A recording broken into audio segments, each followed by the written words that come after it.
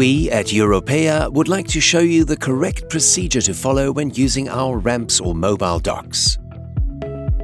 The first thing to do is to release the folding coupling of the ramp and attach it to the forklift by means of a bolt or screw.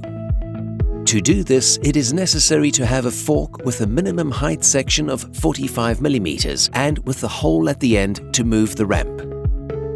It is important to know that the forklift truck needed to move the ramp must have a maximum capacity of at least 2,500 kilograms. The movement of the ramp by forklift is driven like an articulated vehicle. The next step is to lift the ramp to the required position. To do this, you must turn the switch to on. Close the valve and press the green button until the ramp is high enough to reach the height of the truck. It is important that the ramp is raised above the height of the truck floor.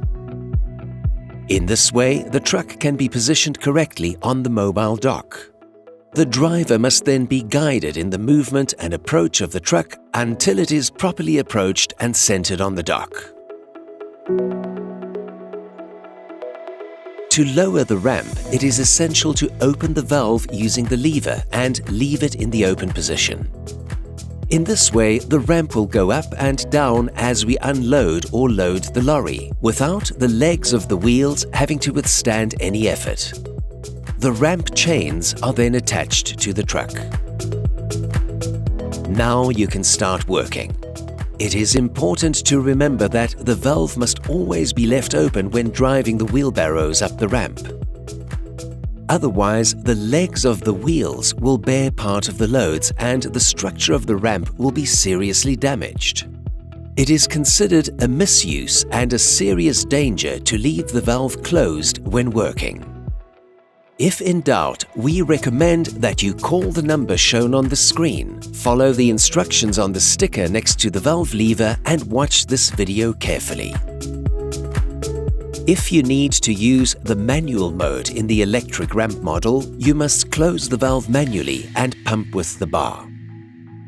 This operation is very slow but effective if there is no battery. It must be done dozens of times until it is raised to the required height. The same procedure must be followed for the manual ramp models. In the case of the electric ramp, it is powered by a 12-volt battery that can be recharged with the provided charger. Once the work has been completed, you must unhook the chains, close the valve and raise the ramp. At this point, the truck can move forward and be released. At rest, it is recommended to leave the ramp lowered to the maximum with the switch on off and the valve open.